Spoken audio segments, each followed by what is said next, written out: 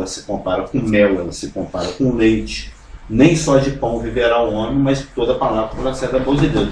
Então, Jesus não está falando, o Senhor não está falando nessa passagem que comer é supérfluo. Está falando que o alimento físico ele é secundário em relação ao alimento espiritual. O alimento espiritual ele é prioritário, né? Nem só de pão, mas de toda a palavra.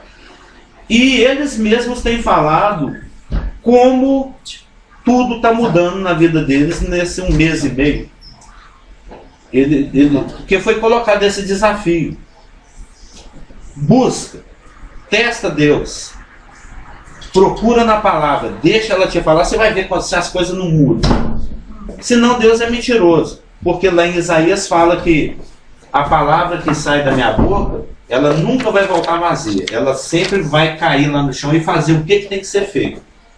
Não importa se é para educação, não importa se é para repreensão, não importa se é para correção, não importa se é para educação da justiça, mas ela vai fazer aquilo a que Deus destinou que ela faça na sua vida, né? Te dar crescimento, te disciplinar, te corrigir, afinar, aumentar a sintonia, mas ela vai. Se você é nascido de novo, é impossível que a palavra de Deus não atue na sua vida. Só que você tem que querer, só que você tem que dar oportunidade. Porque sempre vão existir dois caminhos, né? Uma forma mais fácil de fazer as coisas, que é a forma que o molde de Satanás propõe que as coisas sejam feitas, e muitas vezes a gente pode fazer até a vontade de Deus mesmo do nosso jeito. Então você não vai estar fazendo a vontade de Deus. Isso foi até colocado para eles recentemente, que só existe duas formas de se viver: segundo a vontade de Deus ou segundo a vontade de Satanás. A gente se engana em achar que eu posso fazer do meu jeito. Não existe o meu jeito. Ou eu volto para a escravidão, né? E a palavra fala para nós, eu estava falando isso, é esse filho da merda que eu não queria ter perdido. A gente mortificar os feitos da carne. Para a gente viver no novo homem. Toda e qualquer coisa que se faça por si mesmo, fora da vontade de Deus, fora da iluminação de Deus, fora daquela convicção que você tem que é para você estar fazendo, você está fazendo engano. Isso foi uma das primeiras frases aí do livreto e que foi comentado. Tudo que está sendo feito sem amor, tudo que está sendo feito sem fé, tudo que está sendo feito sem a orientação da palavra, ou é uma forma mais sutil, ou é uma forma mais grotesca de engano, mas é engano. E quando a palavra fala para nós mortificarmos, né, mortificar a velha natureza, significa deixar morto mesmo. Considerai-vos, pois, mortos para o pecado. Isso é o assunto lá de Romanos 6, né, dentro daquela mini teologia sistemática que é o livro de Romanos. Existe uma progressão de ensino ali, e que nós ainda temos, que arrastamos essa velha natureza, nós temos. Se a gente der bola para ela, nós vamos ter problema, nós vamos ter problema. É uma função didática da parte de Deus permitir que nós ainda tenhamos essa velha natureza. É através da presença dessa velha natureza que nos obriga a ter contato com Deus, a ficar olhando para Jesus, autor consumador da nossa fé, que nos obriga, que nos força a viver pela fé, é que nós vamos nos exercitar, é que a gente vai ficar sarado espiritualmente, que os nossos músculos espirituais vão ficar patola, aí todo mundo vai começar a te admirar, porque, nossa, você está bonito, espiritualmente falando. Uma pessoa assim é bonito, não é? Quando você vê um rapaz assim com a camisa assim até, como é que fala, esticada debaixo dos músculos, ou uma garota, né? A beleza física tem o seu lugar. Não é tudo, mas tem o seu lugar. O Senhor, Paulo falou isso, que é pouco proveitoso, mas tem o seu proveito. Só não pode ser prioridade. Igual a gente viu lá em Juiz de Fora, né? Você viu lá que o pessoal lá é super preocupado. É a cidade que malha. A cidade malhante. Lá todo mundo obcecado com essa questão do corpo sadio. Mas o velho homem, ele tem que ser... Esse é o exercício da fé do nascido de novo. Esse é o nosso dia a dia. Essa é a nossa sina diária.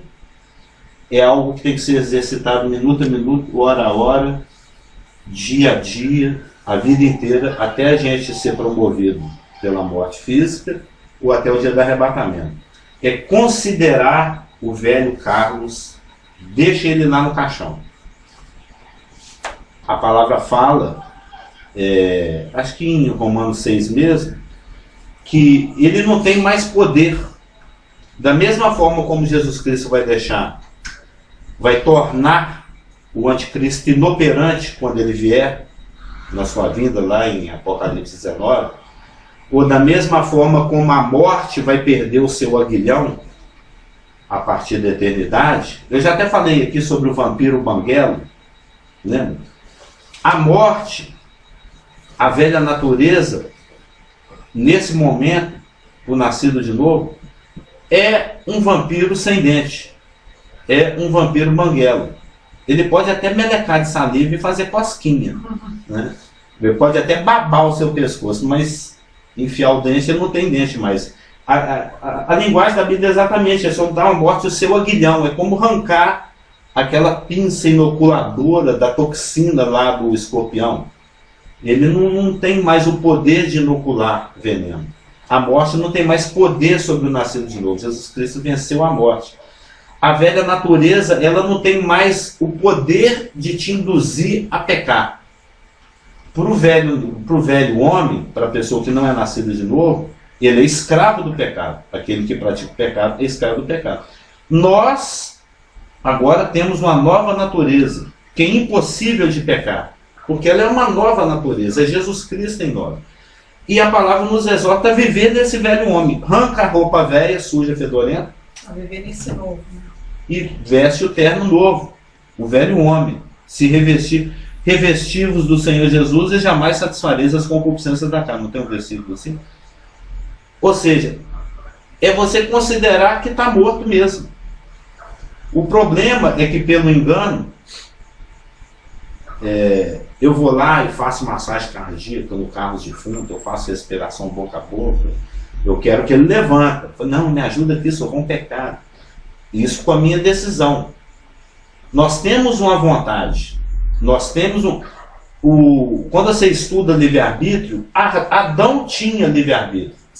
Ele poderia escolher que Deus é verdadeiro, então certamente eu vou morrer. Ou ele poderia decidir que Satanás é que é o verdadeiro e Deus é o mentiroso. Não é certo que não morrereis. E ele fez a escolha errada.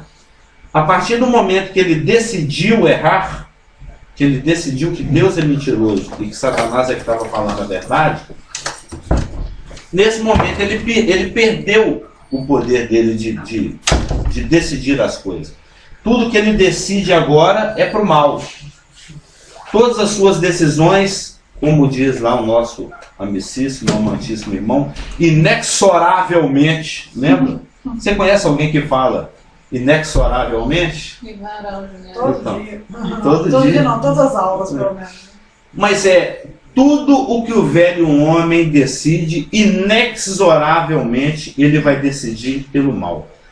O velho homem só se sente livre quando ele peca. Isso é inconsciente, é lógico, não é explícito. Para alguns é explícito. Mas para alguns pintam isso de religiosidade, pintam isso de caminho bom que vai levar para o caminho da morte, e ele peca sem saber que está até pecando. Muitas vezes. Mas quando a gente nasce de novo, o livre-arbítrio nos é devolvido. A nova criatura, a nova criação da qual eu faço parte pelo novo nascimento, me dá a capacidade de novamente poder escolher. Eu sirvo a Deus ou eu me sirvo. Na realidade, você está servindo o sistema cósmico, você está servindo a Satanás. Novamente, o homem tem esse poder de decidir um novo nascimento.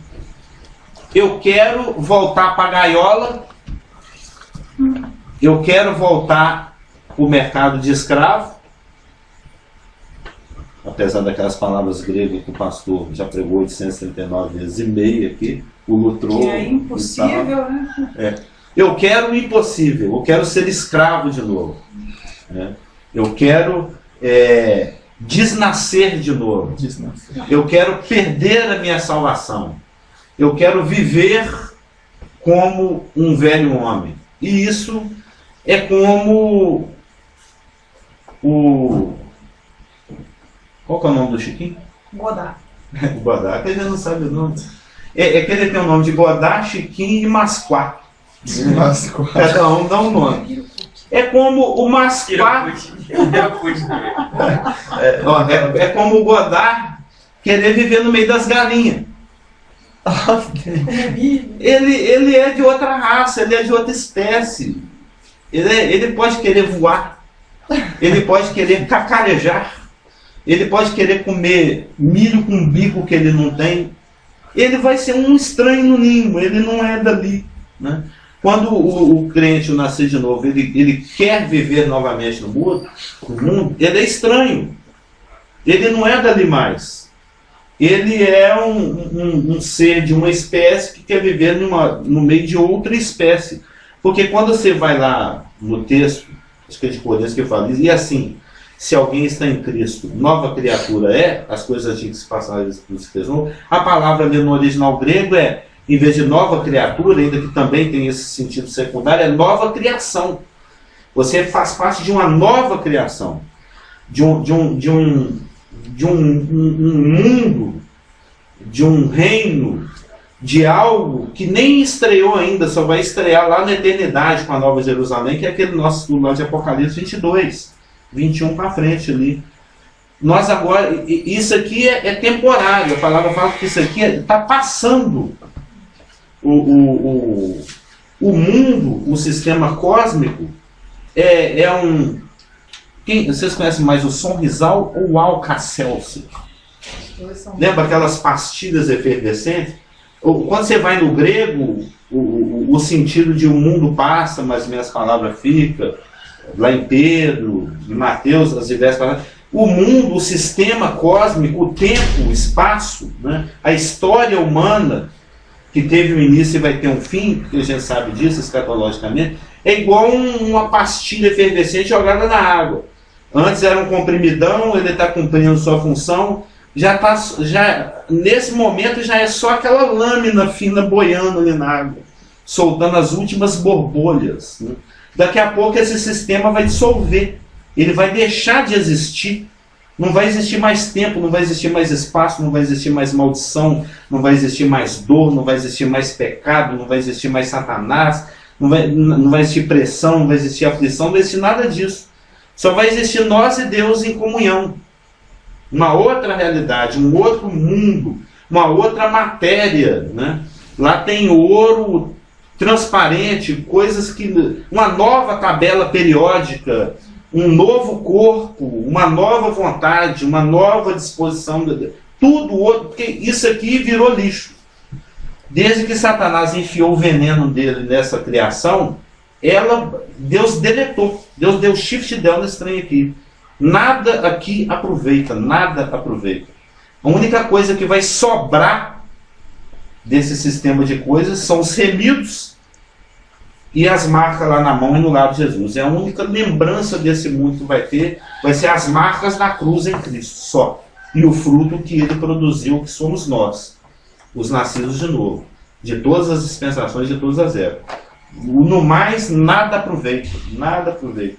Não adianta você ficar guardando, às vezes você tem uma coisa assim, nossa, esse envelope aqui, que eu trouxe lá de Jerusalém, quando eu fiz a minha viagem, né, isso aqui eu vou levar lá para a eternidade, não leva. Né, os judeus que foram dissolvidos lá nas câmaras de tortura lá do nazismo, do Holocausto, depois que eles eram dissolvidos, que eles eram cremados, aí aparecia anel de diamante, joias, aliança de casamento, que o pessoal enfiava no ânus. Eu vou levar isso para mim. Né? Esse o nazista não toma, depois que ele virava uma poça de gordura, ficava lá. O nazista ia lá, coletava aquele ouro dissolvido, e vendia para o Chase Manhattan. Quem lavava o ouro do Hitler era um judeu bilionário, o dono do Chase Manhattan. Então, isso é um documentário que chama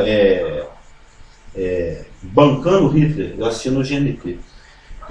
Então, desse mundo você não leva nada. Jó falou isso, né? Que a mulher dele falou assim: amaldiçoa Deus e morre. Eu falei: por que eu vou amaldiçoar Deus? Em que ele pisou na bola comigo para amaldiçoá-lo? Porque eu estou no lucro. Eu cheguei aqui banguelo, careca e pelado. E já vivi bem, já comi bem, já tive filhos, já tive ovelhas, já tive dromedários e camelos. Agora eu não tenho mais, porque eu perdi tudo. E se Deus quiser, Ele restitui. Se Ele não quiser, eu ainda estou no lucro, porque nu eu vi o mundo e nu eu vou. Você não traz nada e não leva nada. O que você pode fazer é aceitar o toque de Jesus. Isso eu aprendi com o Valdemar Léo Lucas. Foi uma das primeiras coisas que ele nos ensinou. A coisa mais sábia que você pode fazer é pegar os bens desse mundo e investir lá no Banco Celestial. Lembra? Tem essa parábola? Você pega as coisas desse mundo, usa com sabedoria do alto, que você pede Ele dar, que Ele não amarra, né? Ele não impropera. Você pede direção a Deus, fala assim: eu quero usar aquilo que o Senhor me dá, materialmente falando, para investir na tua vontade, de uma tal forma que isso vai gerar dividendos lá no Bimar, lá no Tribunal de Cristo, lá na eternidade. Nessa parábola que Jesus contou, ele falou: para que você seja recebido por muitos amigos lá nos tabernáculos eternos. Conhece essa passagem? Eu estou citando, se não me engano, ela está em Lucas. Você investe o seu dinheiro no reino de Deus, seu tempo, sua disposição no reino de Deus, e isso começa a contar dividendos lá na caderneta de poupança divina, lá celestial. Lá a coisa começa a ser anotada. Ele se dispôs, ele ofereceu, ele abriu mão, ele quis, ele deu. Né? Pode parecer... Eu até achava que esse versículo não era... Porque muitos dos ditados populares não são bíblicos. Esse, quem dá aos pobres empresta a Deus, eu achava que não era bíblico, mas ele é bíblico. Ele é bíblico, tem equivalência bíblica lá em Provérbios para ele. Então, ontem mesmo, eu até mandei para você viu que você recebeu um e-mail chamado Dízimo? Está lá no seu e-mail. Aquele irmão lá, meu auxiliar de tesouraria. O Fred. O Frederico Dalla Lopes. Né?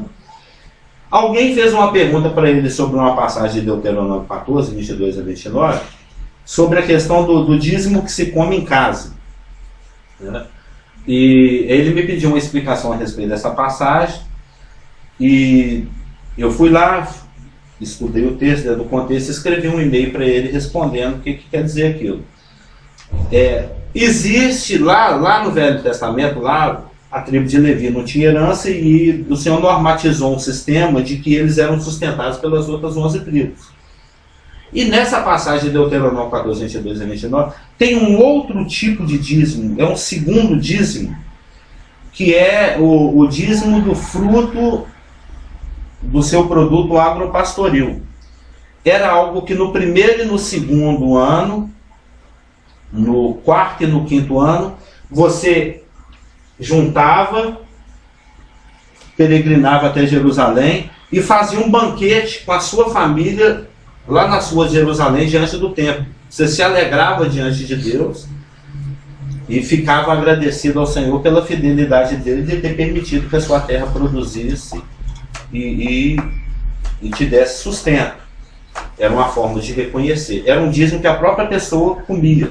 Ele dizimava para ele mesmo, ele separava 10% de tudo que ele produzia para ele fazer uma festa anual no segundo, no primeiro, no segundo, no quarto e no quinto ano. No sétimo ano era o Shabá da terra, a terra descansava. E no terceiro e no sexto ano, ao invés dele separar esses 10% da produtividade agropastoril dele, os bois, as ovelhas, os milhos e os trigos, e as uvas e as romãs, ele fazia um banquete para tudo quanto é mendigo de rua. O levita que estivesse passando pela cidade, para o órfão, para a viúva, para os pobres, para os necessitados e para os estrangeiros. O que Deus queria ensinar? Isso foi a exegese final do texto que eu passei para o Frederico. Foi isso. O que Deus queria ensinar para o judeu naquela passagem? E que serve para nós também de exemplo? É que da mesma forma, como no primeiro, no segundo, no quarto e no quinto ano, Deus permitiu que você separasse dízimos para você fazer uma festa para você mesmo, diante de Deus, para você reconhecer a fidelidade de Deus e ser alegre e agradecido por tudo que Ele tem te dado. Da mesma forma, no terceiro e no sexto ano, você vai demonstrar essa gratidão servindo outras pessoas. Aí, eu fiquei pensando nesse assunto, falando, Deus, Ele sabe muito como nos incomodar, né? Ele sabe muito como nos desacomodar, né? Porque a nossa tendência natural é viver o nosso mundinho. Eu não quero ser incomodado, eu não quero dar explicação, eu não quero dar satisfação do que eu gosto, do que eu quero, do que eu faço, do jeito que eu faço. Nem para Deus, isso a gente vai acabar tentando falar isso de outras formas para Deus sem querer ofendê-lo, esquecendo que Ele sonda as nossas mentes, os nossos corações, e muito menos para outros, para irmãos, para as lideranças da igreja. Nós não gostamos de dar satisfação. Nós não gostamos de fazer as coisas sem ser de outra forma que não seja a minha mesmo. E é chato esse negócio de ficar recebendo pessoas na nossa casa. Né? É chato. Isso é o ser humano natural, entendeu? Eu quero ficar no meu cantinho, com o meu controle remoto, comendo minha pipoquinha na boa, sem ninguém me enchendo a paciência. E Deus criou um sistema, lá no Velho Testamento, em que o judeu, Ele queria que o judeu aprendesse a demonstrar generosidade da mesma forma como ele usufruía da generosidade de Deus. Isso está lá em Deuteronômio 14, 22 e 29. Ou seja, disciplinando o judeu a abrir a porta para um monte de gente fedorenta.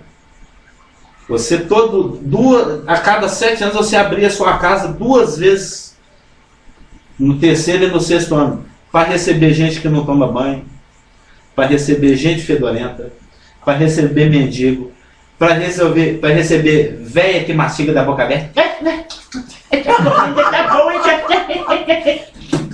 que come cuspindo, que come que come de boca aberta, mendigo que não tem educação, come com a mão.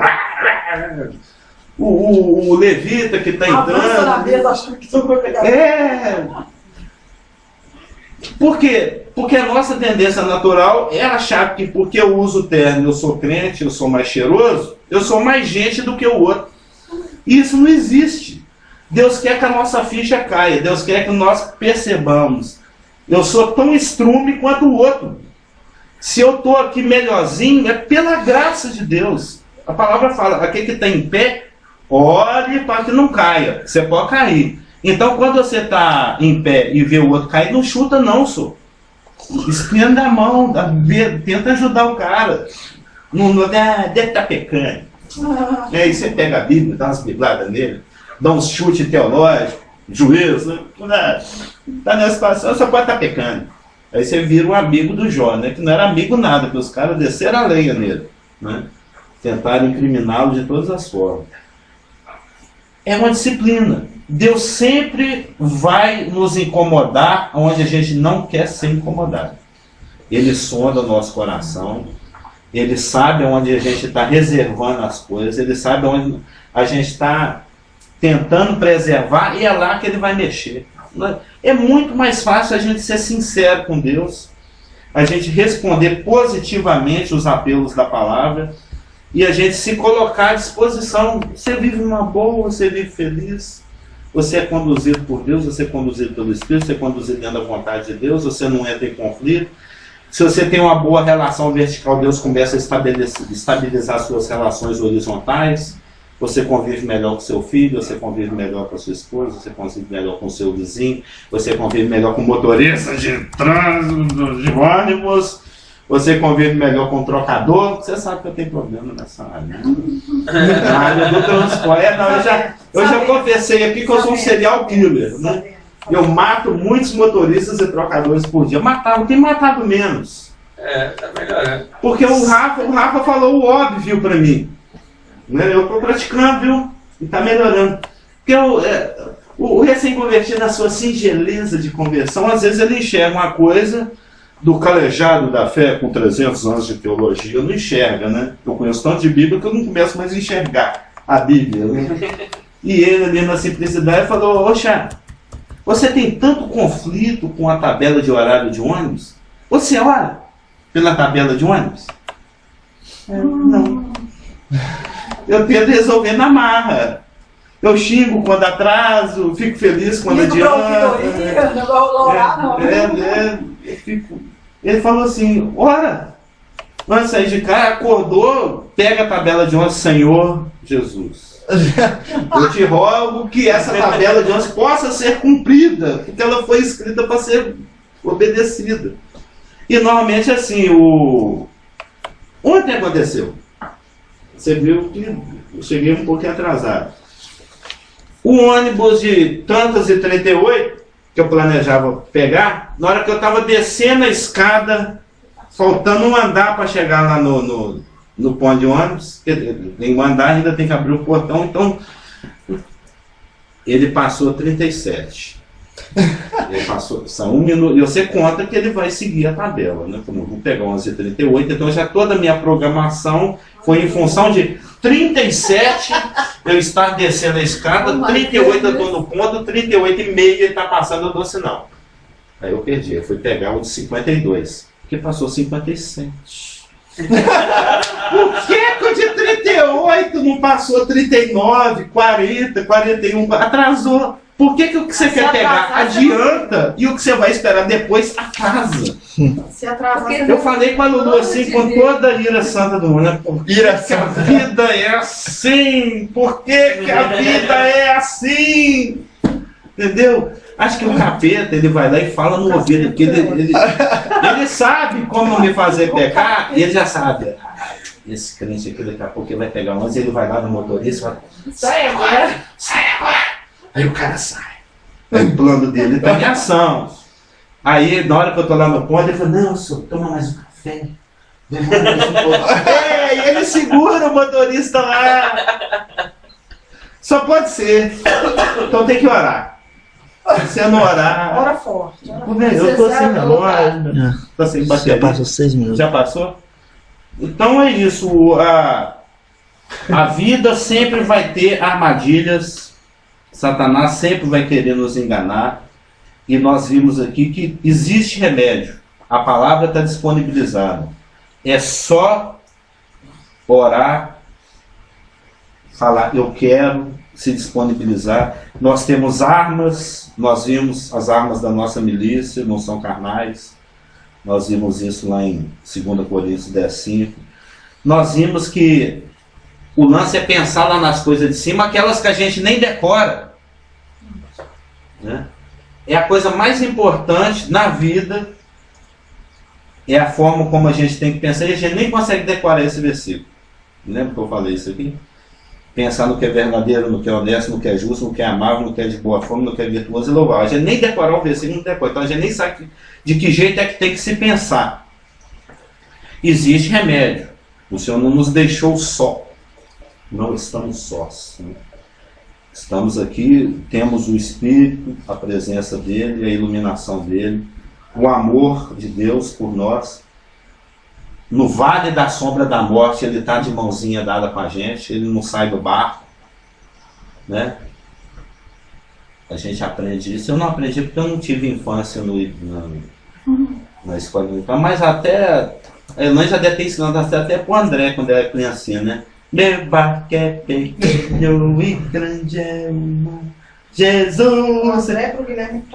O mar pode ser gigante do jeito que for. O mar pode ser gigante do jeito que for, o barco pode ser pequenininho do jeito que for, mas Jesus segura minha mão. Ele é meu filho. Então é só ir para Jerusalém segurando a mão de Jesus, meu irmão, não custa nada. a gente se preserva, a gente cresce, as coisas funcionam. Então, para fechar, Hebreus 3,13. Exortai-vos uns aos outros todos os dias.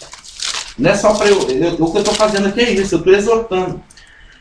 Eu estou exortando vocês. Mas esse é para o Isaac fazer com o Natan. É para o Natan fazer com o Marcelo. É para o Marcelo fazer com o Geraldo. O Geraldo fazer com a Márcia com o André com o Rafa. O tempo todo. Ô irmão, tá difícil aí, tá pesado. Vamos orar. Lembra da palavra. O barquinho é pequeno, mas Jesus segura sua mão. É exortar um ao outro todo dia. Porque todo dia nós vamos ser atacados. Hebreus 3,13. Durante o tempo que se chama hoje, para que nenhum de vós se endureça pelo engano do pecado. Nós aprendemos isso aqui há umas semanas atrás.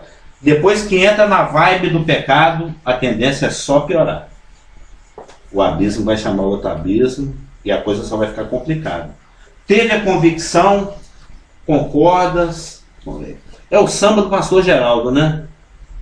Sacode a poeira, dá a volta por cima e vão em frente que atrás é em frente. Não é? Você prega isso quase todo domingo. Não é para sacudir a poeira, levantar. A gente não, a gente não vive pelo erro, a gente não vive pelo... Não dá pra discutir. É o samba do pastor doido. Eu gosto, quando ele fala que a gente tem que levantar, sacudir a poeira, não é? E vão para frente. A gente não fica olhando pro tanto que já errou, não. E vai continuar errando. O negócio é crescer. Amém? Podemos orar?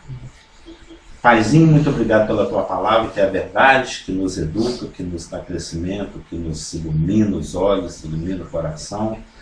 Queremos ter discernimento do que o Senhor quer individualmente, coletivamente, como corpo local, para a gente não ficar aí gastando esforços e desperdiçando oportunidades que poderiam estar sendo usadas para glorificar o teu nome, para edificar o teu reino. Tem misericórdia, nos dá essa disposição, esse querer e esse efetuar. E porque sentir nada podemos fazer, oramos em nome de Jesus. Amém.